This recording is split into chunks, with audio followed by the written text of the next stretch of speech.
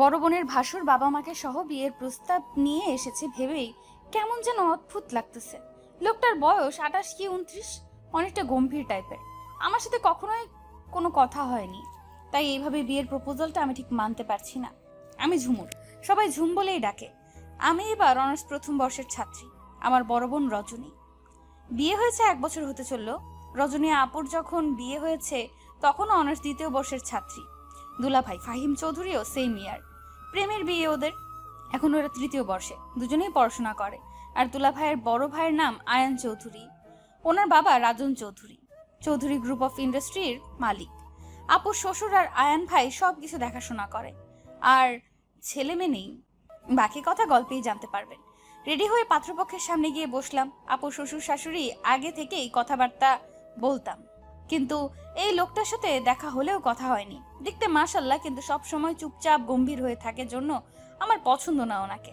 আমার জামাই একটু আমার মতো চঞ্চল দুষ্টু না হলে তো মিলবে না। আজকে ভার্সিটি থেকে এসে শুনি যে আপুর শ্বশুর শাশুড়ি আর তাদের বড় ছেলে আসবে। আসবে ভালো কথা, আমি আমার মতো এসে গোসল করে গান শুনতেছি আর ফেসবুকে গল্প পড়তেছি। এমন সময় আম্মু রুমে এসে বলতেছে শাড়ি পরতে। আজব, আমি কেন শাড়ি পরবো? আমি পড়তে বলছি তাই। আম্মু, তোমার কথা না আমি বুঝতে পারতেছি না, আমি কেন শাড়ি পরবো? কারণ রজনীর শ্বশুর শাশুড়ি তোকে দেখতে আসবে। আম্মু তুমিও না, আপু শ্বশুর শাশুড়ি তো আমাকে অনেক দেখেছে। আর কি দেখবে? আর দেখলে দেখবে, এতে শাড়ি পরার কি আছে? আমার জামার সাথে প্লাজোই ঠিক আছে। ঝুম, ওনারা তোকে ওনাদের বড় ছেলের জন্য দেখতে আসছে। কি? আম্মু, ওই বুইড়া লোকটা? কি বলছিস কি ঝুম? তোর থেকে 9 বছরের বড় হবে। বিয়ের জন্য এরকমই ঠিক আছে। তোর বাবা আর আমার বয়সের পার্থক্য 12 বছরের। আম্মু, আগের কথা বাদ দাও। এখন কি এত বড় কাউকে বিয়ে করে নাকি? উনি সব আগের কালচার নিয়ে থাকবে, আর আমি এই যুগের মেয়ে। 9 বছরের পার্থক্য এমন কিছু হবে না। আর শুনেছি ইমরান নিজেই বলেছে তোকে বিয়ে করবে। তোর বাবারও কোনো আপত্তি নেই। আমাদের তো আর কোনো ছেলে নেই। তোরা 2 বোন একসাথে থাকবি। আর 1 বছর হতে চললো আমরা রজনীর শ্বশুর শাশুড়িকে চিনি। অনেক ভালো মানুষ। যতদূর চিনেছি আয়ান বাবাও অনেক ভালো। শুধু একটু চুপচাপ থাকে। তাতে কি? ছেলে মানুষ, একটু গম্ভীর থাকা ভালো। তাই তোর বাবা ঠিক করেছে সম্বন্ধ পাকা করবেন। আম্মু, গম্ভীর থাকা ভালো তাই বলে এতটা গম্ভীর? উনি কখনো আমার সাথে কথা পর্যন্ত বলে নাই। তুই কথা বলছিলি? কি যে বলো না আম্মু, ওনাকে দেখলেই ভয় লাগে, কেমন যেন খেয়ে ফেলার মতো করে তাকায়। যদিও একবার কি দুবার তাকিয়েছে, এছাড়া দেখিনি আমি ওনাকে। সবসময় তো অফিস আর রুমের ভেতরেই সীমাবদ্ধ উনি। এতক্ষণ চুপচাপ ওদের সামনে বসে মনে মনে এসবই ভাবছিলাম। হঠাৎ আপুর শাশুড়ি বলতেছে, কিরে মা, যা আলাদা একটু কথা বলে আয়। এতক্ষণে সামনে তাকিয়ে দেখলাম আয়ন চৌধুরী সামনে নাই, আমার রুমের দিকে যাচ্ছে। আমি কাচুমাচু হয়ে দাঁড়িয়ে ওনার পেছনে পেছনে আসলাম। বুঝতেছি না এমন কেন হচ্ছে আজ। এমনিতে তো আপুর শ্বশুর শাশুড়ির সামনেও বেশ চটপট করে বেড়াই। আমি আর আপু একদমই আলাদা। আমি চটপটে আর আপু শান্ত। ওদিকে ফাহিম ভাই চটপটে আর আয়ন ভাই শান্ত। এই প্রথম নিজের রুমে ঢুকতেও ভয় করতেছে আমার। বুকে থুতু ছিটে দিয়ে পেছনে আপু শ্বশুর শাশুড়ির দিকে একবার তাকিয়ে রুমে পা রাখলাম। পা রাখতেই শক্ত একটা কণ্ঠ কানে এলো। এতক্ষণ লাগে আসতে? এমনিতে তো এক জায়গায় ঠিক থাকো না। আমার কান্না পাচ্ছে। এই লোকটা আমার সাথে এই প্রথম কথা বললো, তাও আবার ধমক দিয়ে। এই প্রথম বুঝি একটা গুন্ডাও ভালোভাবে কথা বলে। আর ইনি তো ভালো মানুষ। না না, আমার মতো মেয়ে কিছুতেই এই উদ্ভট লোকটার সাথে সারা জীবন কাটাতে পারবে না। যেই এই কথাটা বলতে যাব তখনই উনি বলে উঠলেন, আমি তোমার মতামত জানতে আসিনি। চুপচাপ এই শাড়ি পাল্টে বিয়ের শাড়ি পরে নাও। আজকে একটু পর আমাদের বিয়ে হবে। বলে হনহন করে বেরিয়ে গেল। আবার ফিরে এসে বলল, আজকে শ্বশুরবাড়িতে নিয়ে যাব তোমাকে। কথা না শুনলে ফেসবুকে কার সাথে কি করছো সব তোমার আব্বুকে বলে দেব। আমি তাজ্জব বনে গেলাম। এটা কি আদেশ করলো নাকি থ্রেট দিয়ে গেল? আরে ভাই, আমাকে কিছু বলার সুযোগ তো দিবে নাকি? একটু পর আম্মু এসে একটা মিষ্টি আমার মুখে ধরে বলল, তুই আগে থেকে পছন্দ করতি আয়ানকে? কখনো বলিসনি তো? কি সব উদ্ভট কথা বলতেছ আম্মু? কেন? তুই নাকি আয়ানকে বলেছিস যে বিয়ের প্রস্তাব নিয়ে আসেন? কি? আম্মু, এসব তোমায় কে বলেছে? কেন, কে আর বলবে? তুই যাকে বলেছিস সে বলেছে। আয়ান ভাই এসব বলেছে? এই দেখো, সত্যি কথা মুখ দিয়ে বের হয়েছে। তার মানে সত্যি বলেছিলি? আচ্ছা যাই হোক, রেডি হয়ে নে। রজনী আর ফাহিম কাজে নিয়ে আসতেছে। বলে আম্মু বেরিয়ে গেল। আম্মু আম্মু এই যা চলে গেল। আরে আমার কথাটা তো শুনবা। আমি কখন ওনাকে বললাম আমি বিয়ে করব ওনাকে? আর আমি ফেসবুকে কার সাথে কি করছি, শুধু তো একটা ছেলেকে দুলাভাই বানিয়ে। উফ শিট, এই কথাটা উনি জানলো কিভাবে? আসলে হয়েছে কি, কিছুদিন থেকে একটা ছেলে সব সময় হাই হ্যালো দিত আর খোঁজ খবর নিত। প্রথমে পাত্তা না দিলেও এক সময় আমিও কথা বলতাম, কথা বলতে বলতে দুলাভাই বানাইছি। তারপর একটা আইডি দিয়ে নিজেই কথা বলছি। এই আইডির পাসওয়ার্ড আমার বান্ধবীদের কাছেও আছে, ওরাও কথা বলতো।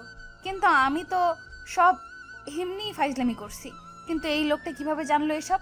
আল্লাহ, এইবারের মতো বাঁচিয়ে দেওয়ার, জীবনেও ফেসবুক চালাবো না, চালালেও কারোর সাথে কথা বলবো না। মনে মনে আল্লাহকে ডাকছি। এই সময় আপু রুমে আসে। আই ঝুম, তুই এখনো রেডি হসনি? আমি আপুর পা জড়িয়ে ধরে বললাম, আপু, ও আপুরে, আমি ওনাকে বিয়ে করব না রে। তুই দেখিস না উনি কেমন, জেনে বুঝে আমাকে নদীতে ফালাই দিচ্ছিস কেন? তোর জামাই কত ভালো, আর আমাকে কিনা গোমরা মুকুটের মাথায় চাপিয়ে দিচ্ছিস। আমার জামাই তোর হলে বুঝতি, সারাক্ষণ জ্বালিয়ে মারে আমাকে। জামাইরা গম্ভীরে ভালো, বুঝলি তো। আর আয়ন ভাইয়া অনেক ভালো, জানিস, আমাকে ছোট বোনের মতো ভালোবাসে। আর উনি সেদিন আমাকে ডেকে বলেছে। রজনী, একটু কথা ছিল। জি ভাইয়া বলুন। তোমার বোন ঝুমুর এবার অনার্স ফার্স্ট ইয়ার, তাই না? হ্যাঁ ভাইয়া, কোনো কিছু হয়েছে? ও কি কিছু করেছে? না না, তেমন কিছু না। আমি বিয়ে করব ওকে। তোমার বাবা মায়ের সাথে কথা বলো। বিশ্বাস কর, ওনার কথায় আমি এত খুশি হয়েছি তোকে বলে বোঝাতে পারবো না। এবার এবার ঝটফট রেডি হয়ে নে তো। আর জানিসই তো, আয়ন ভাইয়া যখন বলেছে তোকে বিয়ে করবে, তখন করেই ছাড়বে। আপু প্লিজ, তোরা এইভাবে আমাকে জোর করতে পারিস না। কি দেখছো, এবার কিন্তু বেশি বেশি হয়ে যাচ্ছে। আমরা তোকে মোটো জোর করছি না। তুই নিজেও কিছুক্ষণ আগে আমাকে বলেছিস যে আয়ন ভাইয়াকে তোর ভালো লাগে, শুধু একটু গম্ভীর, কিন্তু মানিয়ে নেওয়া যাবে। বল, বলেছিস কি না? হ্যাঁ বলেছিলাম, কিন্তু সত্যি সত্যি বিয়ে করব বলিনি তো। বিয়ে আবার মিথ্যে মিথ্যে করে হয় নাকি? অনেক নাটক করেছিস। আর না, চল রেডি হয়ে নে। আপু সাজিয়ে দিচ্ছে আর আমি বসে বসে ভাবছি, এই এত সুন্দর ছেলেটা আমার জামাই হবে। আপুর বিয়ের দিন প্রথম ওনাকে দেখে আমি সহ আমার বান্ধবী গোষ্ঠী ফিদা হয়ে গেছিলাম। ওনার ফর্সা মুখে কালো চাপ দাড়ি, গোলাপি ঠোঁট আর গাম্ভীর্য দেখে ওনার প্রেমে পড়ে গেছি। কিন্তু কখনো বলার সাহস পাইনি। ওনাকে দেখেও ভয় লাগতো। আর অন্যদিকে উনি আমার বড় বোনের বাহাসুর। আমার জন্য যদি আবার কোনো ঝামেলা হয়, এই ভয়ে কখনো বলা হয়নি। কিন্তু আজকে হঠাৎ এইসব একদম স্বপ্নের মতো লাগছে, সাথে একরাশ ভালো লাগা। ইস, এত কিউট জামাই হবে আমার, ভাবলেই নাগিন ডান্স দিতে ইচ্ছে করছে। কিন্তু নাচা যাবে না, এমন ভাব করতে হবে যেন আমার ইচ্ছের বিরুদ্ধে সব হচ্ছে। কারণ আমি বুদ্ধি হওয়ার বয়স থেকেই বলে আসছি আমার জামাই হবে একদম আমার কার্বন কপি, আর বয়সও সেম। কিন্তু এখন তেমন কিচ্ছু হচ্ছে না, তা আমি মন খারাপের ভান করে থাকবো। আপুর কথায় ভাবনায় ছেদ পড়লো। বাহ ঝুম, তোকে এই শাড়িটা যা মানিয়েছে, আয়ন ভাইয়া পছন্দ আছে বলতেই হবে। আমার বোন কি কম সুন্দরী নাকি? হুম হুম। আপুর কথা শুনে লজ্জা লাগতেছে। হয়েছে, আর লজ্জা পেতে হবে না। আয়নায় তাকা। আয়নায় তাকালাম। লাল খয়েরির সাথে গোল্ডেন কালার, সাথে ম্যাচিং পাথরের জুয়েলারি আর ডিপ সাজ। আপু পারেও বটে, মনে হচ্ছে পার্লার থেকে সেজেছি। এর মধ্যে বাহির থেকে বেশ কয়েকবার ডাক পড়েছে, তাই আপু তাড়া দিল তাড়াতাড়ি বের হওয়ার জন্য। আপু দরজা খুলতেই হুড়মুড়িয়ে অনেকেই রুমে ঢুকলো। আমি তো অবাক, এত মানুষ এসেছে বাড়িতে, বুঝতেই পারিনি। মামা মামি চাচা চাচি সহ আরো অনেকেই এসেছে। একটু পর বিয়ে পড়ানো হবে। আমি আর উনি সামনাসামনি বসে আছি। আমি বসার পর একবারও মাথা তুলে সামনে তাকাইনি। সবাই তো রীতিমতো কানা ঘুষা শুরু করেছে যে আমাকে হয়তো মতের বিরুদ্ধে গিয়ে বিয়ে দেওয়া হচ্ছে, নয়তো আমি এত চুপচাপ কেন। আমার নাকি চুপচাপ মানায় না, কিন্তু আমি কিভাবে বোঝাবো যে আমার লজ্জা লাগছে, ভীষণ লজ্জা লাগতেছে আমার। হঠাৎ উনি সবার মাঝে বলে উঠলো, ঝুমুর, তোমার কি ইচ্ছে নেই এই বিয়েতে? না থাকলে বলো, তবুও এইভাবে চুপচাপ বসে সবার মনে দ্বিধাদ্বন্দ্ব রেখো না। তোমার মতের বিরুদ্ধে গিয়ে বিয়ে করব না আমি তোমায়। আমি এবার মুখ তুলে তাকালাম। মানুষটা আমার সাথে ম্যাচ রেখে শেরওয়ানি পরেছে, কি অপূর্ব লাগছে দেখতে। নিখুঁতভাবে সরাসরি আমার চোখের দিকে তাকিয়ে আছে। আমি যেন আবারও প্রেমে পড়ে গেলাম ওই চাহনির। মনে চাচ্ছে চোখ দুটোতে একেবারে ছুঁয়ে দেই, কিন্তু এখন তো সেটা সম্ভব না। তাই অনেক কষ্টে নিজেকে সংযত রাখলাম। শুনেছি ছেলে মানুষ বউকে নিয়ে নিজেকে সংযত রাখে, কিন্তু আমি মেয়ে হয়ে রাখছি, তাই নিজেকে খুব নির্লজ্জ মনে হচ্ছে। যাই হোক, একা একা তখন তো খুব আমাকে থ্রেট দিয়ে আসলো, কিন্তু এখন সবার সামনে এত সাধু বান্দা কেন সাজতেছে লোকটা? আমি না চাইলে নাকি বিয়ে করবে না। এখন না বললে যদি সত্যি সত্যি বিয়ে না করে, তাহলে আমি এত কিউট জামাই কোথায় পাবো? তা একটু হেসে বললাম যে আমরা তো প্রেম করছি বিয়ে করার জন্যই, তাহলে আমার মত থাকবে না কেন? আমার কথায় উপস্থিত সবাই চুপ হয়ে গেল। ওনার দিকে তাকিয়ে দেখি উনি কেমন রাগী দৃষ্টিতে তাকিয়ে আছে, মনে হয় এক্ষুনি খেয়ে ফেলবে। আমার কি দোষ ভাই? আমার সামনে এত সাধু সাজতে গেলে একটু আধটু বাস তো খেতেই হবে। বিয়ে পড়ানো শেষ হলে আপু আমাকে সাইডে নিয়ে গিয়ে বলল, ঝুম, সত্যি কি তোর আর আয়ন ভাইয়ের কোনো সম্পর্ক ছিল? আপু তোর আয়ন ভাই কি প্রেম করার মতো মানুষ নাকি? ওনাকে দেখলেই তো মনে হয় আনরোমান্টিক মানুষ। ওনাকে দিয়ে প্রেম ভালোবাসা আশা করিস কিভাবে? কোন দুঃখে? তাহলে তুই সবার সামনে বললি? আরে আমি তো এমনিই বলেছি। হায় আল্লাহ, তুই ওনাকে আনরোমান্টিক মনে করেছিস? আমার তো মনে হয় ফাহিমের থেকেও ভাইয়া বেশি রোমান্টিক। মাঝে মাঝে ওনার কথা শুনে আমার তাই মনে হয়। তবে উনি সবার মতো না যে সব সময় আলগা পিরিতি দেখাবে। সারাক্ষণ বইয়ের পেছনে পেছনে ঘুরবে। উনি সব ভালোবাসা কাজে করে দেখাবে। শেষের কথাগুলো ফাহিম ভাইকে দেখেই বলল আপু। ফাহিম ভাই এসে বলতেছে, কি আমি আলগা পিরিত দেখাই? সব সময় একটু কাছে থাকি, এজন্য এভাবে আমার ভালোবাসাকে অপমান করছো? আরে না, আমি অপমান কই করলাম? আমি তো আয়ন ভাইয়ের কথা বললাম। হ্যাঁ বুঝি তো, কিন্তু শালিকা তো এখন বড় ভাবি হয়ে গেছে, ওর সামনে বেশি কিছু বললাম না। না না জিজু, আমি শালি শালিই থাকবো, ভাবি হব না। শালি দুলা ভাইয়ের কাছে আবদার করতে পারবে, কিন্তু ভাবি তো পারবে না। শালি আমার চালাক আছে। দেখতে হবে না শালিটা কার। এরপর খাওয়া দাওয়া শেষ করে বিয়ে বিদায়ের পালা। আমি প্রথমে যেতে যাচ্ছিলাম না, কিন্তু ওনার একটা ধমক খেয়ে আর কথা বাড়ায়নি। উনি আমার একটা হাত ধরে আছে। আমি অনেকবার খোলার চেষ্টা করছি, কিন্তু উনি ছাড়ছেই না। বারবার বলতেছি একটু ছাড়েন, দরকার আছে। না, উনি ছাড়ছেই না, উল্টো আমাকে ধমক দিয়ে বলে যে এত নড়াচড়া করে লাভ নেই, আমি ছাড়বো না। বাধ্য হয়ে বললাম, প্লিজ ছাড়েন, আমি বাথরুমে যাব। 5 মিনিট সময় দিলাম, এর মধ্যে আসবা। এই বললে হাত ছাড়লো। আমি বললাম 5 মিনিট না ছাই, পাক্কা 30 মিনিট পর এসে দেখি আপুদুল্লা ভাই আর উনি সোফায় বসে আছে। মানুষজন কমে গেছে, 11টা পার হয়েছে, সবাই হয়তো চলে গেছে। আমি যেতেই উনি উঠে আবার আমার হাত ধরে সবার কাছ থেকে বিদায় নিয়ে বের হয়ে আসলেন। কি আশ্চর্য, আমার বিয়ে হলো, বিদায় হলো, আমার কান্না পাচ্ছে না কেন? এত চেষ্টা করতেছি কান্না করার, তবুও কান্না পাচ্ছে না, তবুও হচ্ছে না। আমি হয়তো এমন একজন মেয়ে যার বিয়ে প্রেম করেও হয়নি, তবুও কান্না করিনি। যাই হোক, ওই রকমই চলে আসলাম শ্বশুর বাড়িতে। এই বাড়িতে তো দেখি একদম ফাঁকা। এমনিতেও আশপাশে কোনো বাড়ি নেই। 3 তলা একটা বাড়ি, চারপাশে লাল নীল ঝাড়বাতি জ্বলছে। বাড়িটা যেন অপরূপ লাগতেছে। আমি গাড়ি থেকে নামতেই উনি আমার হাত ধরলো। ওইদিকে আপু আর ফাহিম ভাই, ওরা একটু সামনে এগোতেই মানুষটা এমন একটা কাণ্ড করলো যে আমি লজ্জায় পড়ে গেলাম। আপু আর ফাহিম ভাই সামনে এগোতেই উনি আমায় কোলে নিলেন। এই আপনি কি করছেন? এত কথা বলো কেন? চুপচাপ থাকো, না হলে আরো লজ্জায় পড়তে হবে। ওনার কথা শুনে চুপ হয়ে গেলাম, নয়তো যদি সত্যি কিছু করে বসে। বুঝলাম না এই গোমরা মুখটাকে এত রোমান্টিক মনে হচ্ছে কেন। আপু পেছনে আমার দিকে তাকিয়ে একটা চোখ টিপ দিয়ে আগে আগে চলে গেল। সদর দরজায় আসতে না আসতেই কয়েকজন ছেলে মেয়ে এসে হাজির হলো।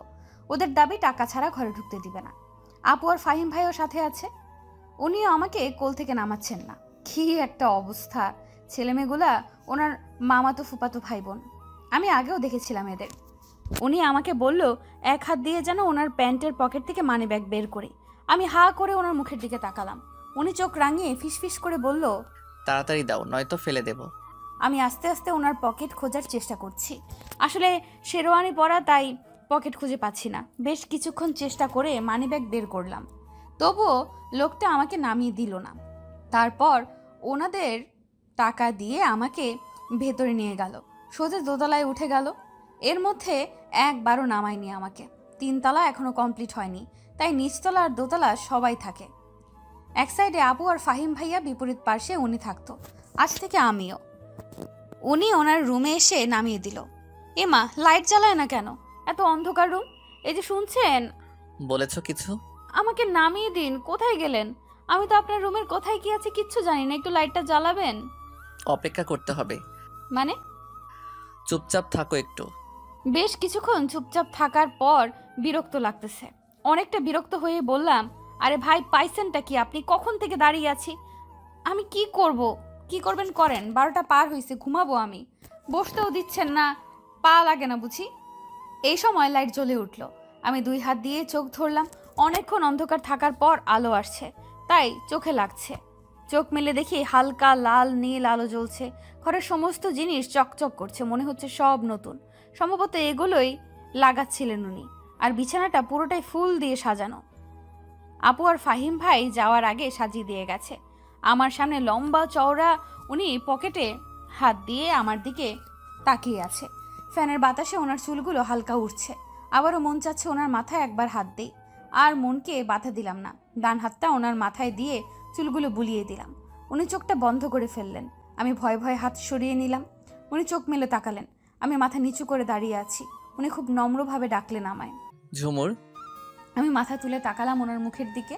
ঝুমুর, আমি তোমাকে কয়েকটা কথা বলি, মন দিয়ে শুনবা। আমি মাথা নাড়লাম, মানে শুনবো। তুমি আমাকে চেনো আমি কেমন, আর আমি আজকেই তোমাকে কেন বিয়ে করলাম আর এটা জানতে পারবে এক সময়। আমি জানি তুমি আমাকে পছন্দ করো, এটা না বুঝলে বিয়ে করতাম না আমি তোমায়। তুমি এতদিন বাবার বাড়ির মেয়ে ছিলে, তাই তোমার চঞ্চলতা শোভা পেয়েছে, কিন্তু এখন একদম ওরকম করা যাবে না। তোমাকে গম্ভীর হতে হবে, বউদের যেমন মানায়। ওনার এই কথাটা আমার ঠিক পছন্দ হলো না। সবাইকে কেন গম্ভীর হতে হবে? আমার তো নিজের ইচ্ছে বলে কিছু একটা আছে। আমি একখানে চুপচাপ বসে থাকতে পারি না। সিরিয়াস মোমেন্টে হাসি আটকে রাখতে পারি না। এইসব না করলে আমার কেমন যেন দম বন্ধ লাগে। বিরক্তি মাখা মুখ নিয়ে ওনার কথাগুলো শুনলাম। উনি বলল, এখন ফ্রেশ হয়ে আসো।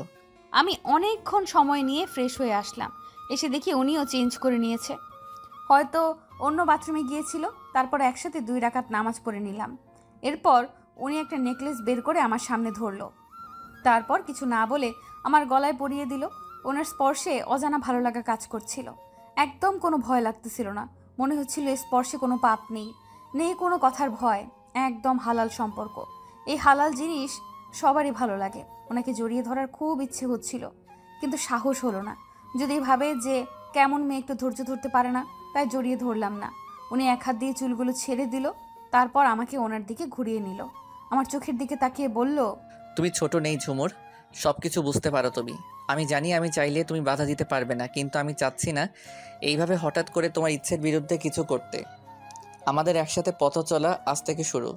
আমরা জীবনের শেষ দিন পর্যন্ত একসাথে থাকবো, তাই তাড়াহুড়ো করে কষ্ট দিব না তোমায়। সময় নাও তুমি। তোমার যখন মনে হবে স্বামী হিসেবে পারফেক্ট আমি, সেদিনই কাছে আসবে। আমি আমার সবটা দিয়ে ভালোবাসবো তোমায়। কোনো ছেলে মানুষ বিয়ে করে বউকে ছাড়া থাকতে পারে না। আমিও পারবো না, কষ্ট হবে, তাই সময় একটু কম করে নিও। বলে মুচকি হেসে বিছানায় এক পাশে শুয়ে পড়ল। এত নির্লজ্জ এই লোকটা কিভাবে গড়গড় করে সবকিছু বলে দিল। ছি, লজ্জায় আমার মাথা কাটা যায়। থুর, কি সব ভাবি আমি। আমি ওনার বউ, আমাকে বলবে না তো কাকে বলবে? আর এত সুন্দর একটা মানুষের বউ হওয়া ভাগ্যের ব্যাপার। তারপর আমিও চুপচাপ ওনার পাশে গিয়ে শুয়ে পড়লাম। এপাশ ওপাশ করতে করতে রাত কেটে গেল। এমনিতেই আমি সব সময় নড়াচড়া করি বেশি, তার উপর আজকে বিছানায় একটা ছেলে মানুষ। ঘুম আর হলো না আজকে। ফজরের আজান কানে আসতেই উঠে পড়লাম। অজু করে বের হতেই দেখি উনিও উঠে পড়েছে। নামাজ পড়ে নিচে গেলাম। এর আগেও যেহেতু এই বাড়িতে এসেছি, তাই সবকিছু চেনা আছে। নিচে গিয়ে আস্তে আস্তে সদর দরজা খুলে বাইরে বের হলাম। বাড়িটার সামনেটা পুরোটাই ফাঁকা। ছোট ছোট আম গাছ, লিচু গাছ, পেয়ারা গাছ, আরো বিভিন্ন রকমের ফুলের গাছ। তবে সব সারিবদ্ধ আর ফাঁকা ফাঁকা করে গাড়া, এই জন্য আরো বেশি ভালো লাগে। আমি আগে এই বাড়িতে আসলেও এত সকালে উঠে বাহিরে আসিনি। গাছগুলোতে পাখির কিচিরমিচির শব্দ আর সকালে শুভ্র বাতাস গায়ে লাগতেই যেন মনটাও ফুরফুরে হয়ে গেল। এদিক ওদিক ঘুরে বেড়াচ্ছে, আর ওপর থেকে একজোড়া চোখ ওর দিকে তাকিয়ে ভাবছে, মেয়েটা কি একটু চুপচাপ থাকতে পারে না? কালকে এত করে বোঝালাম নতুন বউ বউয়ের মতো থাকতে, তা না, সকালে উঠেই দেই দেই করে বাহিরে গেছে। আর কয়দিন যত খুশি নেচে বেড়াও, এরপর থেকে তোমাকে বন্দি করে রাখবো। চাইলেও যখন তখন ইচ্ছে মতো ঘুরতে পারবা না। মিসেস আয়ান চৌধুরী, যার জন্য তোমাকে বিয়ে করেছি সেটা তো পূরণ করতেই হবে, কারণ আয়ান চৌধুরীর প্রয়োজন ছিল তোমাকে, বড্ড বেশি প্রয়োজন ছিল। এসব ভাবতে ভাবতে দেখি ঝুমুরকে কোথাও দেখা যাচ্ছে না। আয়ান দ্রুত নিচে নেমে আসে। আমি মাত্রই ভেতরে আসছি, তখনই আয়ান নিচে নামে। দেখি আমি কিচেনের দিকে যাচ্ছি। আমাকে দেখে 1 কাপ কফি চেয়ে আগের দিনের খবরের কাগজটা পড়া শুরু করে। আমি আয়ানের কফি দিয়ে সবার জন্য নাস্তা বানালাম। কাল ঘুমাতে দেরি হওয়ায় সবার একটু দেরিতেই ঘুম ভাঙে। রজনী আপু এসে দেখে আমার নাস্তা বানানো প্রায় শেষ। আই ঝুম, কি করছিস এসব? এত তাড়াতাড়ি উঠতে গেলি কেন? আরে আপু, সমস্যা নেই, আমার ঘুম আসছিল না তাই উঠে পড়েছি। আরে শালিকা যে, বিয়ে হয়ে আসতে না আসতেই দায়িত্ব পালন শুরু করেছো দেখি। কথাটা বলতে বলতে ফাহিমও নিচে আসলো। ওনার আরো 2টা মামাতো বোন উঠেছে। হঠাৎ সোফায় বসে থাকা ওনাকে দেখে সবাই চোখ টেপাটেপি করে হাসছে। আমি ওদের মতিগতি বুঝতে পারছি না, এমন কেন করছে। আপু এসে ফিসফিস করে বলতে লাগলো, আয় ঝুম, এটা কি হলো বলতো? কি? আয়ন ভাইয়া তো কখনো নিচে এসে কফি খায় না, মানে এই এত সকালে তো কখনোই নিচে আসে না, তাহলে আজ ব্যাপারটা কি? ব্যাপারটা ওনাকে আগে জিজ্ঞেস কর না বলে ওদের কাছ থেকে সরে আসলাম, আর ওরা সবাই হেসে উঠল।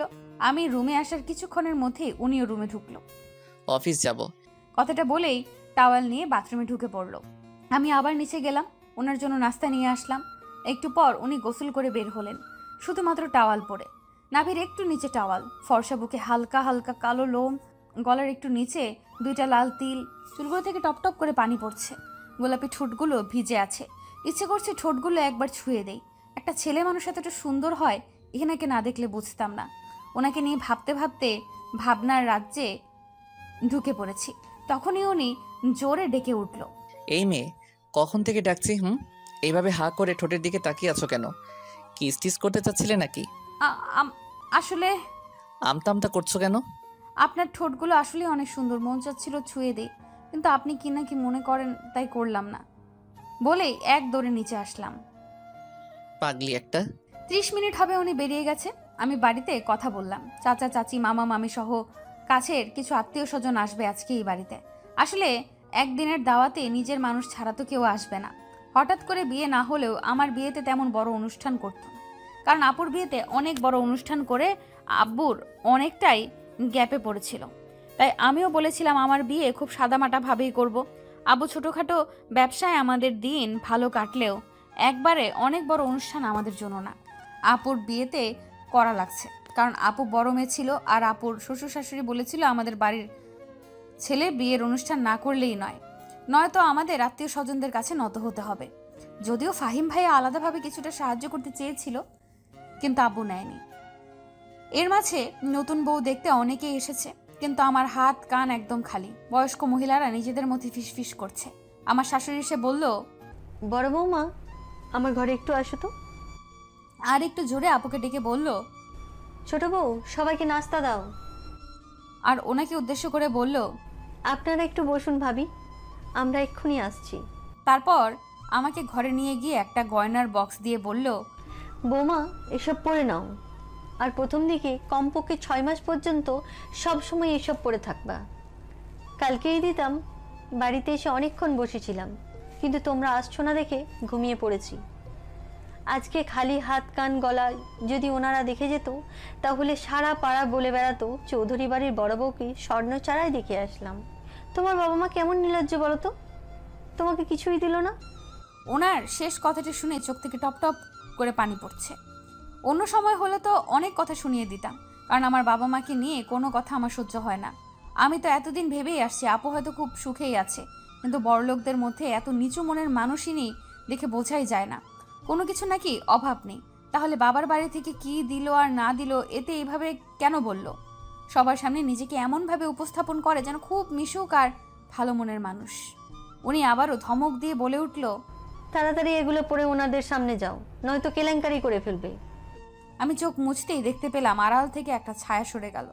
আমি আস্তে আস্তে চুড়ি, কানের ঝুমকো, গলার হার সব পরে বাইরে গেলাম। সবাই দেখে বেশ প্রশংসা করলো। আমার শাশুড়িও ছিল ওখানে। ওনার উদ্দেশ্যে কয়েকজন বলল, সত্যি ভাবি, আপনার দুই বউ মাশাআল্লাহ, ছেলেগুলাও যেমন বউও তেমন, বেশ মানিয়ে। এখন শুধু একটা বাচ্চা হলেই সংসারটা পূর্ণ হবে। তা ছোট ছেলের বিয়ে তো প্রায় বছর হলো, সুখবর কবে দেবেন ভাবি? আপু পাশেই ছিল। শাশুড়ি মা আপুর দিকে চেয়ে বলল, সময় হলেই হবে। এখনকার ছেলেমেয়েরা তাড়াতাড়ি বাচ্চা নিতে চায় না ভাবি, কিছুদিন গেলে নেবে। আমি শাশুড়ি মায়ের মুখের দিকে তাকিয়ে আছি। সবার সামনে কত ভালো দেখায়, আর ভেতরে ভেতরে যেন নাগিন। আমি চাইলেই তখন মুখের ওপর অনেক কিছু বলতে পারতাম, কিন্তু কাল রাতে আয়ান চৌধুরী নিষেধ করেছে কখনো যেন আমার কারণে ওনার মা কষ্ট না পায়। আর তার উপর আমি নতুন বউ, এই জন্য সব সহ্য করে গেছি। বিয়ের আগে আমার কানে স্বর্ণের জিনিস ছিল, কিন্তু কালকে সাজার সময় বাড়িতেই খুলে রাখছি। শাড়ির সাথে ম্যাচিং করে জুয়েলারি পরেছিলাম জন্য। গলার একটা সিম্পল লকেট দেওয়া চেইন ছিল, সেটাও খুলে রাখছি। সবাই চলে যাওয়ার পর রুমে এসে একা একা বসে আছি। খারাপ লাগতেছে অনেক। আপুকে তো স্বর্ণের কিছু চুড়ি আর কানের ঝুমকা দিয়েছে, কিন্তু বিয়ের কিছুদিন পর কারণ একেবারেই অত কিছু করা সম্ভব ছিল না। তাহলে কি আপুকেও কথা শুনতে হয়েছিল? এমন সময় আপু রুমে এসে দরজা লাগিয়ে দেয়। আমার কাছে এসে গালে আলতো চাপ দিয়ে বলে, মন খারাপ করিস না জুম, শ্বশুর বাড়িতে একটু একটু কথা হজম করতে হয়, শুধু শাশুড়ি মা এমন, তাছাড়া বাড়ির প্রত্যেকটা মানুষ ভালো, আয়ন ভাইয়া বেশি ভালো। আমি আপুর মুখের দিকে তাকিয়ে আছি। মনে হচ্ছে আপুও কান্না করছে। আমি আড়াল থেকে শুনেছি মা তোকে কি বলেছে। প্রথম দিকে আমাকেও বলেছিল, কিন্তু তোর ফাহিম ভাইয়া আমাকে আলাদা করে জিনিস বানিয়ে দিয়েছিল। উনি ভেবেছে সেগুলো আমার বাবা বাড়ি থেকে দিয়েছে, তাই আর কিছু বলেনি। আরেকটা কথা বনু, তোর চঞ্চলতা দেখে আমার শাশুড়ি আগেও আমাকে বলতো যে তোমার বোন এমন কেন, স্থির থাকতে পারে না নাকি। আমি তোকে তখন কিচ্ছু বলি নাই, কারণ তুই তো এখানে বেশি থাকিস নে। আমাদের বাড়িতে তো কেউ কিচ্ছুই বলে না। তোকে বললে হয়তো তুই আসতে চাইতি না আমার কাছে, কিন্তু এখন তোকে একটু চঞ্চলতা কমাতে হবে। একদম না, একটু, যাতে শাশুড়ির চোখে যেন ধরা না পড়িস, সেইটুকুই। প্লিজ শোনাবো না আমার, মানিয়ে নিস, বাড়ির বড় বউ বলে কথা। সব বলে একটা হাসি দিয়ে আপু চলে গেল। ওই লোকটার উপর খুব রাগ হচ্ছে এখন। ফাহিম ভাইয়ার পড়াশোনা করা অবস্থায় আপুকে স্বর্ণের জিনিস বানিয়ে দিয়েছে যাতে ওনার মা কিছু বলতে না পারে। আর ইনি বুড়ো হয়ে গেছে, এত বড় বিজনেসম্যান, অথচ বউকে স্বর্ণ দেয়নি কেন? উনি কি জানে না ওনার মা কেমন? আর আমাদের পরিবার সম্পর্কেও তো ওনার ধারণা আছে। হঠাৎই বিয়ে না করলে হয়তো আব্বু কিছু দিত, হঠাৎ বিয়ে করার কারণে সেটাও দেওয়া হয়নি। আজকে আসুক, ওনার একদিন কি আমার যে কয়দিন লাগে। দুপুর 2টা বাজে, বাবার বাড়ির সবাই এসে গেছে। আজকে আমাকে আর ওনাকে যেতে হবে আমাদের বাড়িতে, এটাই নিয়ম। আপুও যেত, কিন্তু শ্বশুরবাড়ির দায়িত্ব বেশি হওয়ার কারণে আপুর যাওয়া হচ্ছে না। উনিও বেশ সময় মতো এসে গেছে, সবার সাথে কথা বলে রুমে আসছে। আমি ওনার অপেক্ষাতেই ছিলাম। আসার সাথে সাথে জিজ্ঞেস করলাম, আপনি হঠাৎ করেই আমাকে বিয়ে করলেন কেন? উনি একবার আমার দিকে তাকিয়ে বলল, ফ্রেশ হয়ে আসছি তো। আজব মানুষ তো, আমি কথা বলার জন্য বসে আছি আর উনি ফ্রেশ হতে গেল। মানুষটা দেখি দিনে একরকম রাতে অন্যরকম। ছেলে মানুষ কি এমন হয়? একটু পর উনি ফ্রেশ হয়ে এসে আমার পাশে বসে বলল, তোমাকে হঠাৎ বিয়ে করার কারণ জানতে চাচ্ছ তো? আমি মাথা নাড়লাম। ঝুমুর, ভালোবাসি আমি তোমাকে, অনেক বেশি ভালোবাসি। তোমাকে প্রথম দিন দেখেই ভালো লেগেছে, কিন্তু তুমি আমার ছোট ভাই শালি, এজন্যই সবসময় এড়িয়ে চলেছি তোমাকে। কিন্তু আমি যখন থেকে বুঝতে পারছি যে তুমিও দুর্বল আমার প্রতি, তখন থেকে আমি আর দূরে থাকতে পারছি না। তোমাকে লুকিয়ে দেখা, তোমাকে ফলো করা, তুমি কখন কোথায় যাচ্ছ, কি করতেছো, সব কিছুর উপর নজর রাখা যেন আমার দায়িত্ব হয়ে গেছে। হঠাৎ একদিন মনে হলো ফেসবুকে নক দিয়ে কথা বলি। নক দিলাম, কিন্তু তুমি প্রথমে পাত্তাই দিলা না। কাউকে ভালোবাসলে তার সাথে কথা বলার জন্য নত হতেও লজ্জা লাগে না। কথাটা আগে মানতাম না, সবসময় বলতাম যে আয়ান চৌধুরী কখনো কারো কাছে নত হবে না, কিন্তু আমি নিজেই কথাটা ভুল প্রমাণ করে বারবার SMS দিতাম তোমাকে। শেষে তুমি কথাও বললে, কিন্তু দুলাভাই বানিয়ে। আমি হা করে ওনার মুখের দিকে তাকিয়ে আছি। ওইটা তাহলে উনিই ছিল? তারপর আবারও বলতে লাগলেন, তোমরা যে বান্ধবীরা মিলে কথা বলছিলে আমার সাথে, এটাও আমি বুঝতে পারছিলাম। কিভাবে বলি, একদিন আমি তোমার ভার্সিটির সামনেই গাড়িতে ছিলাম, তখন তোমার হাতে ফোন ছিল না, কিন্তু আমার সাথে কথা হচ্ছিল। তখন বুঝেছি যে তুমি একা না, অন্য কেউ আমার সাথে কথা বলে। আয়ান চৌধুরীর সাথে মজা করেছো না, তাই আমিও হুট করে বিয়ে করে ফেললাম। আচ্ছা আপনি আপনার পরিচয় কেন দেননি? আমি পরিচয় দিতাম, কিন্তু কেন জানি খুব জানতে ইচ্ছে হলো, দেখি একটু ভার্চুয়াল জগতে তুমি কেমন, ফেসবুকে সবার সাথে কিভাবে কথা বলো, এই জন্য পরিচয় দেইনি। ও, আর হঠাৎ বিয়ে করার আরেকটা কারণ হলো আমাকে অফিসের কাজে 15 দিনের জন্য আমেরিকা যেতে হবে। আর আপনার তো? আমার খুব ইচ্ছা আমেরিকা নিউ ইয়র্কে অবস্থিত নায়াগ্রার ফলস দেখার। জি হ্যাঁ, এটা দ্বিতীয় কারণ। অফিসের কাজে যাচ্ছি, তাই ফ্যামিলির কাউকে নিয়ে যাওয়া যেত না, কিন্তু আমার সাথে আমার বিয়ে যেতেই পারে, এজন্যই আপনাকে খুব তাড়াতাড়ি বিয়ে করলাম। আর যাই হোক, বিয়ের আগে যে তোমাকে একা আমার সাথে পাঠাবে না, এটা আমি জানতাম। এখন তো আর কেউ বাধা দিতে পারবে না। কাল থেকে তুমি আমার বিয়ে, তার 3 দিন পর আমরা যাচ্ছি। তার মানে আমি সত্যি আমেরিকায় যাব? আমি খুশিতে আত্মহারা হয়ে ওনাকে জড়িয়ে ধরলাম। আপনি জানেন আমি এতদিন শুধু কল্পনায় করেছি যে আমি ওখানে গেছি, কখনো ভাবিনি আমার এই ইচ্ছেটা পূরণ হবে। আপনাকে যে কী বলে ধন্যবাদ দেব আমার ভাষা নেই। আয়ন মনে মনে ভাবছে, এই মেয়েটা কি বুঝতে পারছে না বউ এভাবে জড়িয়ে ধরলে কি অবস্থা হয়? তার উপর এই প্রথম একটা মেয়ে এইভাবে বুকের মধ্যে চেপে আছে। সত্যি ব্যাপারটা ছেলে মানুষ ছাড়া কেউ উপলব্ধি করতে পারবে না। আয়ন দাঁতে দাঁত চেপে সহ্য করে যাচ্ছে। একটু পর আমি আয়নকে ছেড়ে দিয়ে রুম থেকে দৌড়ে বাইরে যাই। উদ্দেশ্য সবাইকে বলা যে আমি আমেরিকা যাব। আমি বের হতেই আয়ান একটা স্বস্তির নিঃশ্বাস ফেলে। আর একটু হলে নিজেকে কন্ট্রোল করতে পারতো না। ভালোবাসার মানুষটার বুকের মধ্যে থাকলে যে কোনো পুরুষ কন্ট্রোলহীন হয়ে পড়ে, আরও সে যদি হয় বউ, তাহলে তার কথাই নাই। আমি দৌড়ে নিচে নামতেই আমার শাশুড়ির মুখোমুখি হই। শাশুড়িকে দেখার সাথে সাথে স্ট্যাচুর মতো দাঁড়িয়ে যাই আমি। ও আল্লাহ, ভুলেই গেছিলাম যে এটা আমার শ্বশুর বাড়ি আর জম আছে এখানে। ঝুম, মা একটু আমার সাথে আসো তো। এই বলে সবার সামনে থেকে আড়ালে নিয়ে গিয়ে বলে, এটা তোমার শ্বশুর বাড়ি, একটু ভদ্রভাবে চলাফেরা করবে কেমন? একে তো একদিনেই তোমার বাবা মা এত মানুষকে নিয়ে আসছে, তার উপরে কোনো জিনিস আনে নাই। সবাইকে বড় বড় করে বলেছিলাম ছোট ছেলে প্রেম করলে কি হবে, বড় ছেলেকে কোনো এক রাজকন্যার সাথে বিয়ে দিব, আর হলো আগেরটার মতোই। একটু কঠোরভাবে কথাটা বললেন উনি। মা, এটা আপনারও শ্বশুর বাড়ি, তাই এইভাবে নিজেকে রাজরানী ভাবা বন্ধ করেন। আপনিও এই বাড়ির বউ, আমিও এই বাড়ির বউ। আপনি আমাকে ছোট করে দেখতেই পারেন, কারণ আপনি আমার আগে আসছেন এই বাড়িতে, আপনার অধিকার বেশি। কিন্তু আমার বাবা মাকে ছোট করে কথা বললে আমি ভুলে যাব আপনি আমার স্বামীর মা। তখন আপনি আমার সাথে যেভাবে আচরণ করবেন আমি ঠিক তেমনটাই ফিরিয়ে দেব আপনাকে। নিজের রাগ কন্ট্রোল করতে না পেরে কথাগুলো বলল ঝুম। এই মেয়ে, তোমার সাহস তো কম না? তোমার বড় বোন শেখায়নি তোমাকে কিভাবে শাশুড়ির সাথে কথা বলতে হয়? জি মা, শিখিয়েছে, কিন্তু কি বলুন তো, আমি তো রজনী না, আমি হলাম ঝুমুর। তাই আমি যেটা করি আমার কাছে সেটাই ঠিক, অন্য কারো কথা শুনে চলতে পারি না আমি। এমন সময় রাজন চৌধুরী সেখানে হাজির হয়। ওনাকে দেখে আমার শাশুড়ি হেসে বলে, কি ব্যাপার আয়নের বাবা, কিছু লাগবে? হ্যাঁ, বড় বৌমাকে লাগবে। মা ঝুমুর, একটু আসো তো আমার সাথে, আমার কিছু বন্ধু এসেছে তোমাকে দেখতে। আমি নিজেকে আর একবার আয়নায় দেখে নিয়ে বাবার পেছন পেছন আসলাম। একটু পর আয়ানও নিচে আসলো। সবার সাথে দেখা হলো, কথা হলো। আপু আর ফাহিম ভাইও সাথে ছিল। আমরা আসার কিছুক্ষণের মধ্যে আমার শাশুড়িও সেখানে এসেছে। সবাই একটা করে গিফট দিয়ে গেল। সব কিছুর মধ্যে একটা জিনিস খেয়াল করলাম, আমার শাশুড়ি সবার মাঝে অসম্ভব ভালো মানুষ। দেখলে মনেই হবে আমাদের দুই বৌমাকে মেয়ের মতো দেখে। সবাই চলে গেছে, আমাদের যাওয়ার কথা থাকলেও ওনার অফিসের দরকার থাকার কারণে যাওয়া হয় নাই। আমি আর আপু একসাথে বসে আছি। আচ্ছা আপু, তোর শাশুড়ি এমন, তুই কখনো বলিসনি কেন? কি বলতাম বল, আর কিভাবে বলতাম? বিয়ে তো আমি নিজের পছন্দে করেছি। আর আমার বাবা এত ক্ষমতা নেই যে আমি কিছু বললে সাথে সাথে দিতে পারবে। তাই আমি কিছু বলে বাবা মাকে টেনশনে ফেলতে চাইনি। আচ্ছা সব বুঝলাম, কিন্তু তুই আমার বেলাতে না করলি না কেন? তুই তো জানতিস তোর শাশুড়ি কেমন, তবু কেন আমাকে বিয়েতে জোর করলি? কেন জোর করেছে সেটা আমি বলছি। কথাটা কর্ণপাত হতেই দুই বোন দরজার দিকে তাকালাম। আমি আর আপু একজন আরেকজনের মুখের দিকে তাকিয়ে ভাবছি, মায়ের কথাটা কি উনি শুলে ফেললো নাকি? কিছু যদি মনে করে। উনি আপুর দিকে তাকিয়ে বলল, রজনীকে যখন আমি বলেছি যে আমি তোমার বোনকে বিয়ে করব, তখন ও যে খুশি হয়েছে তা ওর চোখ মুখ দেখেই বুঝতে পারছিলাম। কিন্তু একটু পর কেন জানি ও আমাকে না করলো, বলল আপনি বড়লোক ঘরের মেয়েকে বিয়ে করেন ভাইয়া, আমার বোন আপনার জন্য পারফেক্ট নয়। ওর এই কথাটা আমার কাছে ঠিক মনে হয়নি, তাই আমি এই ব্যাপার নিয়ে ফাহিমের সাথে কথা বলেছি। আমি প্রথমে ভেবেছিলাম ফাহিম হয়তো রজনীর সাথে খারাপ ব্যবহার করে, কিন্তু পরে শুনলাম তেমন কিছুই না।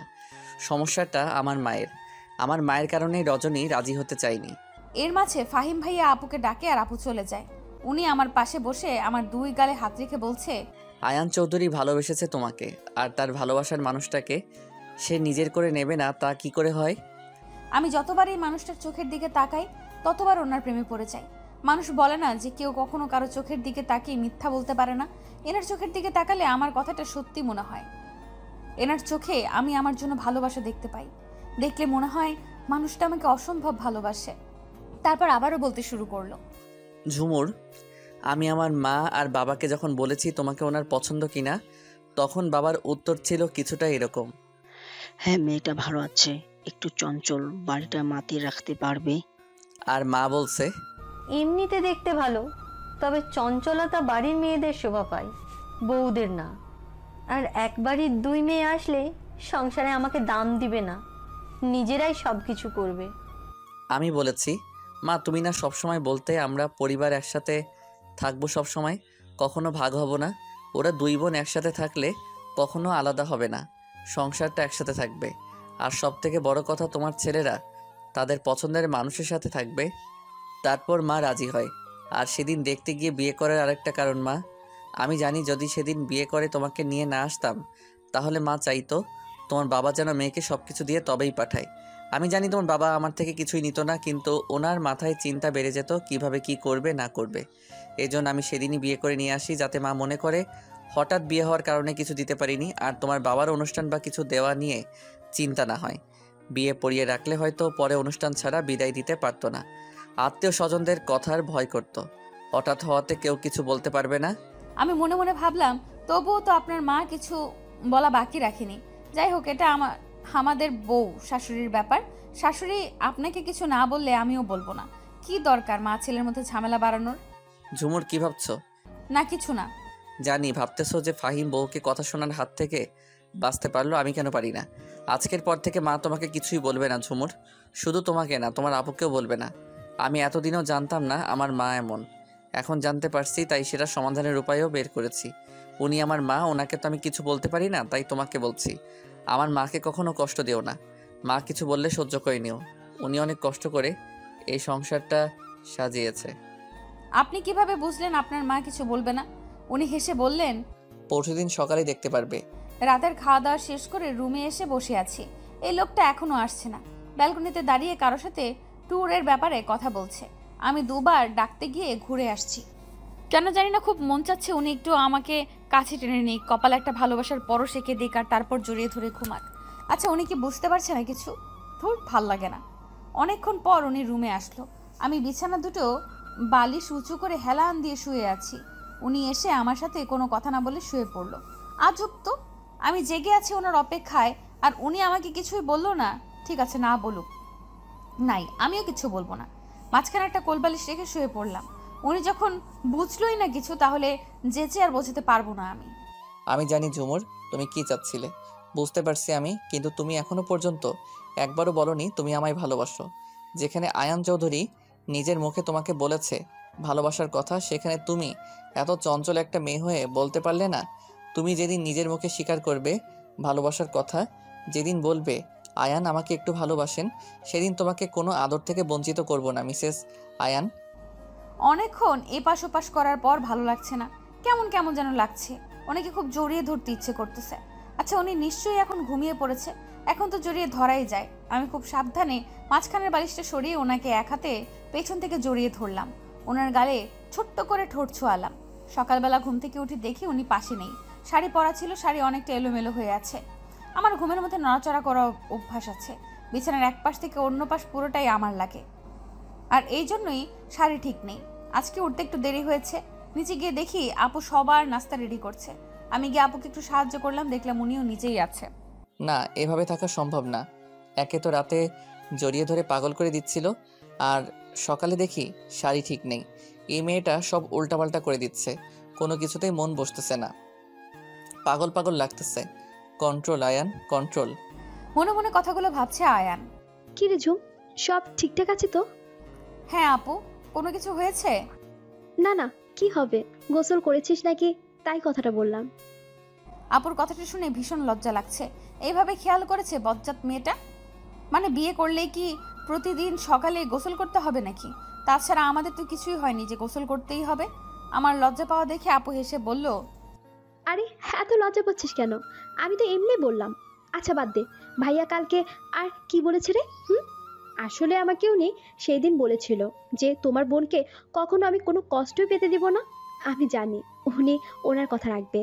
আর এটাও বলেছে যে অন্য কোথাও বিয়ে হলো যে সেখানে সবাই ভালো থাকবে, কেউ কিছু বলবে না, এমনটা তো না। সেখানে আরো দেখা গেল শাশুড়ি, শ্বশুর, ননদ, যা সবাই খারাপ, তাহলে সেখানে কি করবে?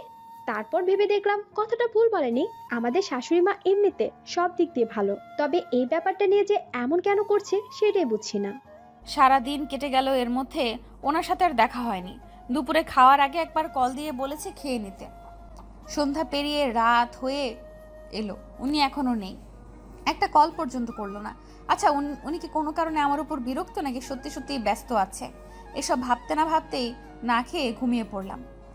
ঘরে খাবার এনে রাখছিলাম যে উনি আসলে একসাথে খাবো, উনিও আসলো না, খাওয়াও হলো না। রাত 11:30 নাগাদ চোখের পানির ছিটা পেয়ে ঘুম ভাঙে।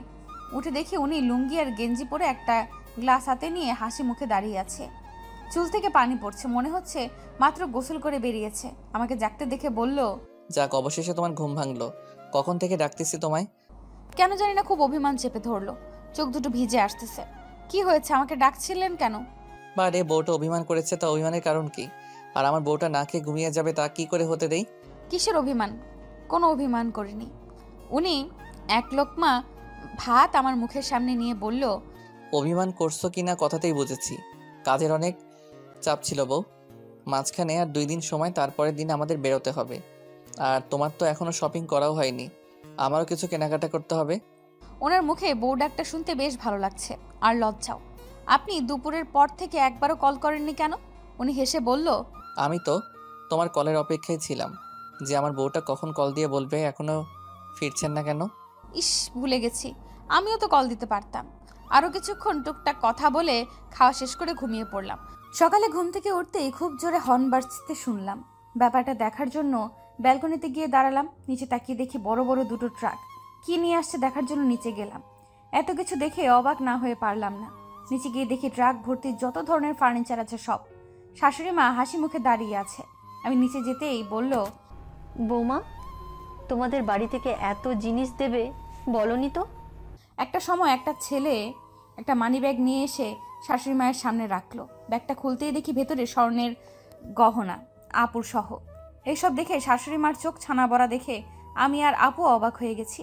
আমরা জানি যে আমাদের মিথ্যা কথা বলা নিষেধ, কিন্তু যে মিথ্যা বললে কোনো দ্বন্দ্ব কমে যায় সেইটুকু বলাই যায়। কাল আমি বাবাকে বলেছিলাম, খালি হাতে মেয়ে দিছো কেন? মেয়েকে বিয়ে দিলে সাথে আরও কিছু দিতে হয়, জানো না? আমার এই কথাটা আয়নের কান পর্যন্ত পৌঁছে গেছে। বাবা বাড়িতে গিয়ে লোন করে কিছু জিনিস কিনেছে, সাথে আয়ান বাকি সব কিছু দিয়েছে। কিন্তু শাশুড়ি মা জানে সব আমার বাবা দিয়েছে। এছাড়া বাকি সবাই সত্যটা জানে। আয়ান নিজেই সব কিছু দিত, কিন্তু বাবা মানতে চায়নি, তাই নিজের সামর্থ্য অনুযায়ী যেইটুকু সম্ভব দিয়েছে। সারা দিন এগুলো গোছগাছ করতেই গেল। পুরনো জিনিস সরিয়ে সব নতুন জিনিস রাখা হলো। সন্ধ্যার আগে আগে রুমে গেলাম। দেখি উনি বিছানায় বসে ল্যাপটপে কিছু কাজ করছে। আমাকে রুমে দেখে বলল, গোসল করে আসো, বাইরে যাব।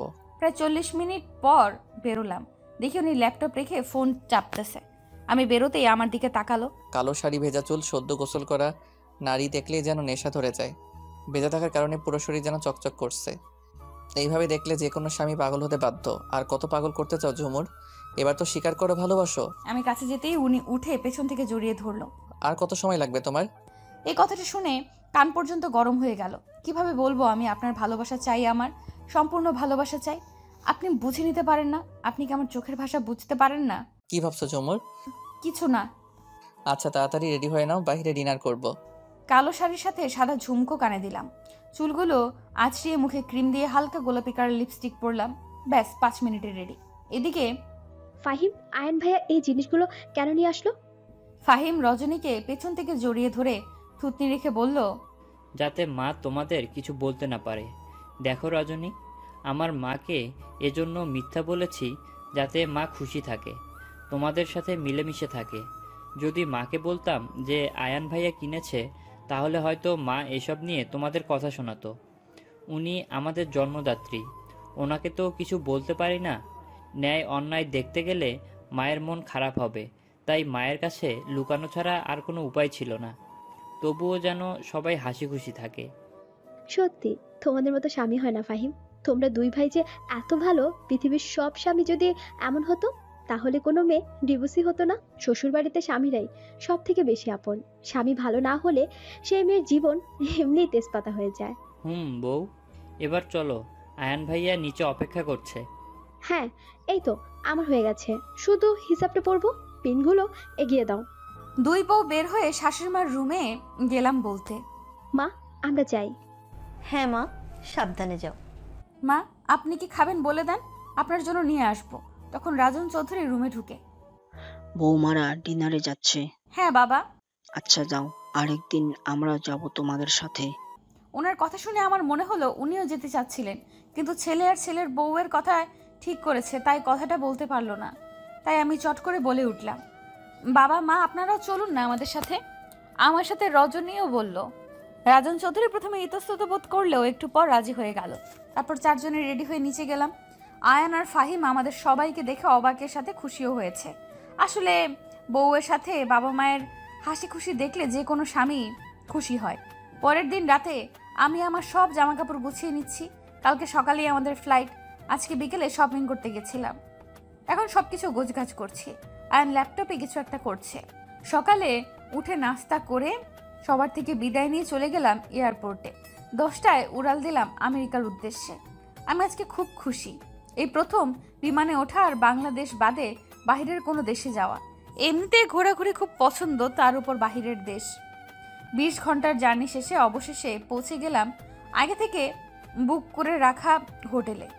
আমি তো খুব ক্লান্ত, তাই এসে গোসল করেই ঘুম। আয়নের আগেও 2 বার এসেছিল, আর সেই 2 বার এই হোটেলেই ছিল, তাই এখানকার অনেক কিছুই চেনা।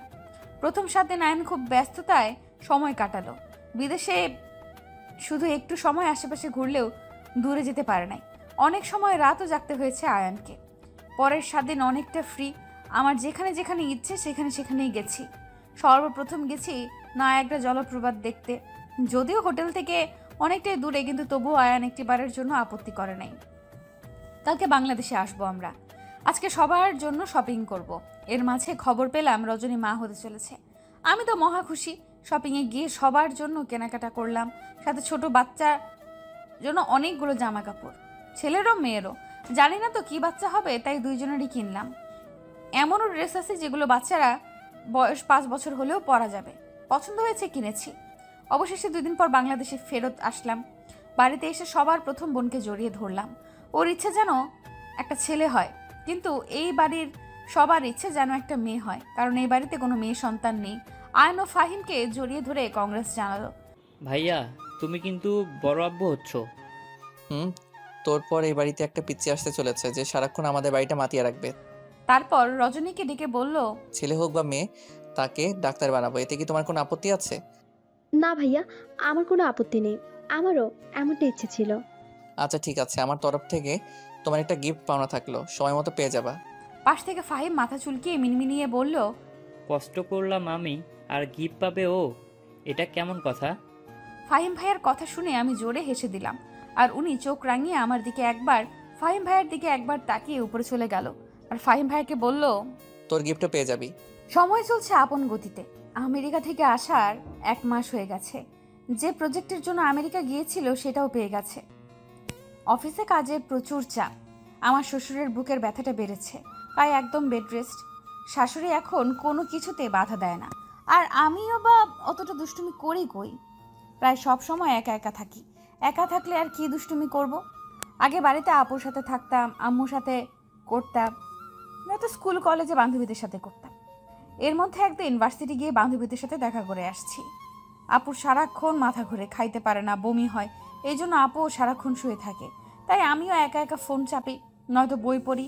আর খুব খারাপ লাগলে বাহির থেকে ঘুরে আসি, নয়তো ওনার সাথে ফোনে কথা বলি। উনি যতই ব্যস্ত থাকুক না কেন, আমি ফোন দিলে কখনো আমাকে নিরাশ করে না, কথা বলবেই। ফাহিম ভাইয়া কয়েকদিন হলো অফিসে যায়। বাবা অফিসে না যাওয়ায় ওনাকে একা একাই সব সামলাতে হচ্ছিল, তাই ফাহিম ভাইয়া অফিসে যাওয়া শুরু করেছে। আগে না হয় দায়িত্ব নিতে ভয় পেত, কিন্তু এখন উনি বাবা হচ্ছে, তাই সন্তানের কথা ভেবে অফিসে যাওয়া শুরু করেছে। ওনার সাথে আমার খুব কম দেখা হচ্ছে। সকালে বেরিয়ে যায়, আসে রাতে, তবে ফোনে সারাক্ষণ খোঁজ নেয়। কখন খাবো, গোসল করব, কি করব না করব সব। আজকে ওনাকে তাড়াতাড়ি আসতে বলেছি, কারণ আজকে বিশেষ একটা দিন, আর আজকে আমার ওনার ভালোবাসা চাই, আর আমি যে ওনাকে ভালোবাসি এটাও বলতে চাই। আজকে ওনার জীবনের বিশেষ একটা দিন। এই দিনে পৃথিবীতে আসছে উনি। বিয়ের আগে যতটা অপরিচিত ছিল মানুষটা, বিয়ের পর তার থেকেও বেশি চিনেছি ওনাকে। স্বামী স্ত্রীর বন্ধনটা পবিত্র। স্বামীর যখন ইচ্ছে স্ত্রীর কাছে আসতে পারে। সেখানে এই মানুষটা আমাকে অনেকটা সময় দিয়েছে নিজেকে গুছিয়ে নেওয়ার জন্য। আমি তাকে আর দূরে রাখতে চাই না। আমারও যে বড্ড ভালোবাসতে ইচ্ছে করে ওনাকে, যখন তখন জড়িয়ে ধরতে ইচ্ছে করে, ওনার কপালে চুমু দিতে ইচ্ছে করে, ওনার কাঁধে মাথা রেখে জ্যোৎস্না দেখতে ইচ্ছে করে। তাই আজ ওনার জন্মদিনটা একটু অন্যভাবে সেলিব্রেট করব। নিচতলার ড্রয়িং রুমটা সাজিয়ে নিলাম। অবশ্য আমার সাথে ফাহিম ভাই আর আপুও ছিল।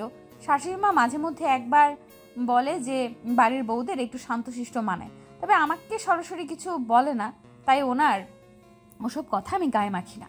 আমার মতে বাড়ির বউদের অত চুপচাপ মানায় না, নয়তো সবাই অহংকারী ভাবতে পারে। বাড়ির বউরা একটু চঞ্চল হবে, বাড়ির কাজ করবে, সবার সাথে মিলেমিশে চলবে, সেটাই ভালো। বাড়ি সাজানো হয়ে গেলে ওনার পছন্দ মতো সব রান্না করলাম। ওনার বাড়ি ফেরা পর্যন্ত অপেক্ষা করতে লাগলাম। সন্ধ্যা 7টার সময় ফোন করে বলল গাড়ি খারাপ হয়ে গেছে, ফিরতে দেরি হবে। আজকে তাড়াতাড়ি আসতে বলেছি আর আজকেই গাড়িটা খারাপ হতে হলো। কি আর করার, অপেক্ষা করা ছাড়া উপায় নেই। সময় যেন কাটতেই চায় না। বেশ কিছুক্ষণ পর উনি এলেন। মা, বাবা, ফাহিম ভাইয়া, রজনী আপু সবাই রেডি। আমি গিয়ে দরজা খুলে দিলাম। কি ব্যাপার ঝুমুর, বাড়ি অন্ধকার কেন? আমি কোনো কথা বললাম না। ওনার হাত ধরে আরেকটু সামনে গেলাম। যেতে এক এক করে পুরো বাড়িতে লাইট জ্বলে উঠলো। ওনার আর আমার মাথায় ফুলের পাপড়ি পড়তে লাগলো। সবাই একসাথে বলে উঠলো, হ্যাপি বার্থডে আয়ান চৌধুরী। উনি পুরো শকড। আগেও ওনার জন্মদিন পালন করা হয়েছে, তবে সে সময় অনেক আত্মীয় স্বজন ছিল, গান বাজনা ছিল। তারপর থেকে কিছু বছর উনি জন্মদিন পালন করেননি। ওনার এত আত্মীয় স্বজন, গান বাজনা, হই হুল্লোড় পছন্দ না। তাই আমি সবটা শুনে কোনো আত্মীয়কে বলিনি, শুধু আমাদের পরিবারকে নিয়ে ওনার জন্মদিন পালন করতে চাইছি। উনি সবাইকে সাথে নিয়ে কেকটা কাটলেন। আমি ওনার জন্য একটা পাঞ্জাবি এনে রাখছিলাম, যেহেতু আমার পরনে শাড়ি, হাত ভর্তি চুড়ি, কানের দুল, গলায় ওনার দেওয়া বাসরাতের নেকলেস সব পরেছি। উনি নিজের ওয়াশরুম থেকেই ফ্রেশ হয়ে আসলেন। তারপর সবার সাথে বসে খাওয়া দাওয়া করলেন। একটু পর উনি উপরে যেতে ধরলেই আমি ওনার পথ আটকে দাঁড়ালাম, কারণ এখন ওনাকে কিছুতেই রুমে যেতে দেওয়া যাবে না, নয়তো আমাকে নির্লজ্জের খাতায় নাম লেখাতে কেউ দ্বিধাবোধ করবে না। এই শুনুন না, মাথা নিচু করে বললাম। উনি আমার ঘাড়ে হাত রেখে বলল, বলো না। একটু একটু কি? একটু ছাদে যাবেন? উনি হেসে বলল, এটা বলতে এত কিছু?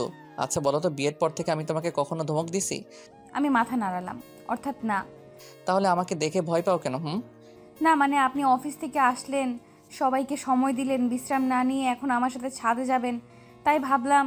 স্বামীরা বউকে সময় দিতে কিপটামি করে না, আমি তো একদমই না। সবার মাঝে তো আর বউকে সময় দেওয়া যায় না, তাই বউকে দেওয়ার জন্য সময় আলাদাভাবেই রাখতে হয়। কথা বলতে বলতে ছাদে আসলাম। ছাদের মাঝখানে আগে থেকেই ছোট্ট একটা টেবিলে ছোট্ট একটা কেক রাখা ছিল, পাশে একগুচ্ছ গোলাপ আর কয়েকটা মোমবাতি আর একটা ছুরি। আমি টেবিলের সামনে গিয়ে ওনাকে বললাম, এখন আমি যা যা করব আপনি বাধা দিবেন না। আমি জানি উনি আমাকে বাধা দেবে না, তবুও বলে রাখলাম। আমি একে একে সবগুলো মোমবাতি জ্বালিয়ে নিলাম। মুহূর্তের মধ্যে ছাদের মাঝখানটা আলোয় আলোকিত হয়ে গেল। চারিদিকে অন্ধকার আর মাঝখানে আলো। আলোর মাঝখানে লাভের ছোট্ট একটা চকলেট কেক, ওর মাঝখানে লেখা আই লাভ ইউ।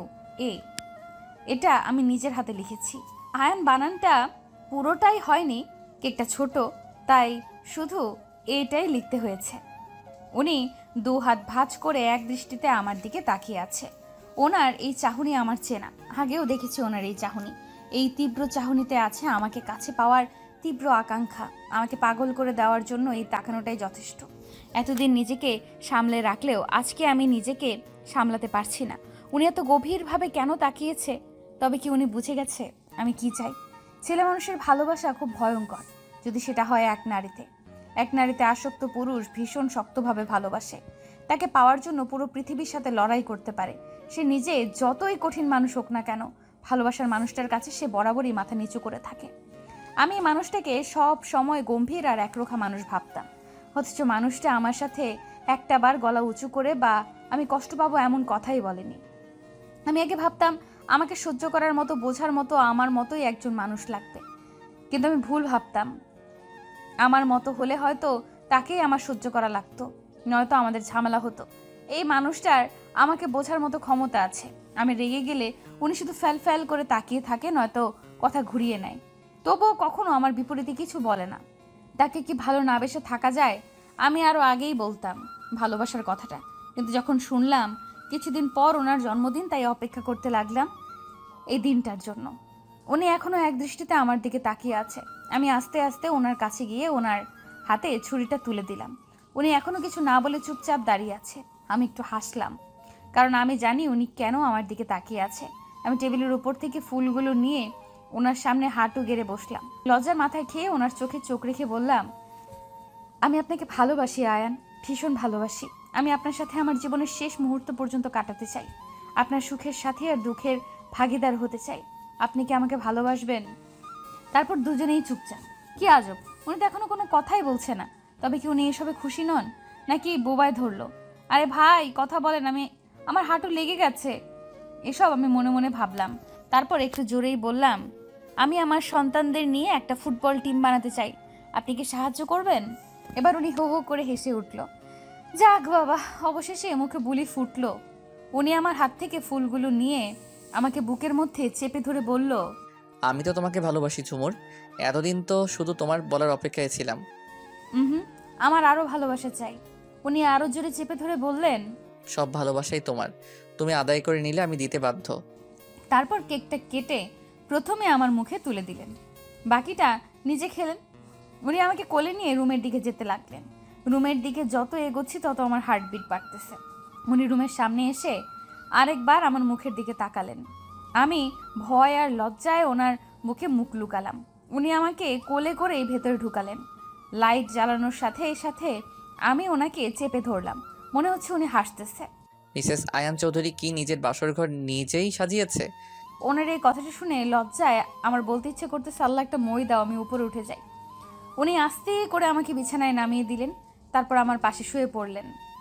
ওনার দিকে তাকানোর সাহস পাচ্ছি না, মুখটা ওনার বিপরীত দিকে ঘুরিয়ে আছি। উনি একটা হাত শাড়ির নিচ দিয়ে আমার পেটের উপর রেখে আমাকে ওনার দিকে টেনে নিলেন, তারপর ঘাড়ে গলায় ঝুমুতে ভরিয়ে দিলেন। একটু পর ওনার দিকে চোখ পড়তেই চোখ নামিয়ে নিলাম। ভীষণ লজ্জা লাগছে। উনি হাতের উপর হাত রেখে ওনার দিকে তাকাতে বললেন। আমি পিট করে তাকালাম। আবারও চোখে চোখ পড়তেই আমার ওষ্ঠদয়ে ওনার দখলে নিয়ে নিলেন। তারপর বাকিটা ইতিহাস। অনেক সকালে ঘুম ভেঙে গেল। নিজেকে ওনার বুকের মধ্যে দেখতে পেয়ে কালকে রাতের সব কথা মনে পড়ে গেল। ইস, কি রোমান্টিক মানুষটা। আজকের সকালটা অন্যান্য সকালের থেকে আলাদা আমার কাছে। হয়তো প্রত্যেক মেয়ের কাছেই এই সকালটা আলাদা মনে হয়। স্বামীর সম্পূর্ণ ভালোবাসা পাওয়ার আনন্দে আলাদা এক অনুভূতি কাজ করছে মনে। সময় চলমান, দিন মাস বছর পার হয়ে আমার বিবাহিত জীবনের 2 বছর চলছে।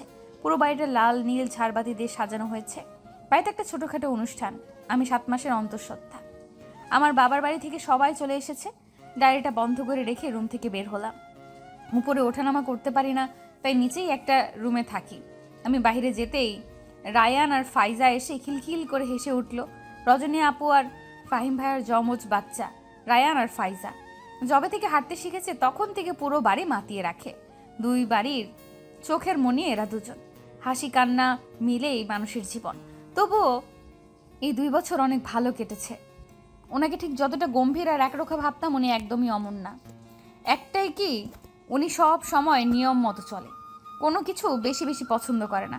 এই 2 বছরে আমি অনেকবার রাগ করেছি মানুষের সাথে, কিন্তু উনি কখনো আমাকে হার্ট করে কিছু বলে নাই। সারাদিনের ব্যস্ততা শেষ করে মাত্র এসে শুয়ে আছি। মিসেস আয়ান, জি বলুন। আমাদের বিয়ের 2 বছর হয়ে গেল, এখনো কি আপনিটা তুমি হবে না? আপনার বলার মাঝে একটা সম্মানীয় ভাব আছে। আপনি বললে ভেতর থেকে আপনার প্রতি একটা সম্মান কাজ করে। আমার সম্মান চাই না, তুমি বললে নিজ নিজ মনে হয়, আর আপনি বললে মনে হয় পরের কেউ। না, আপনিটাই বেশি ভালো। ঠিক আছে, তোমার যা ইচ্ছা ডেকো।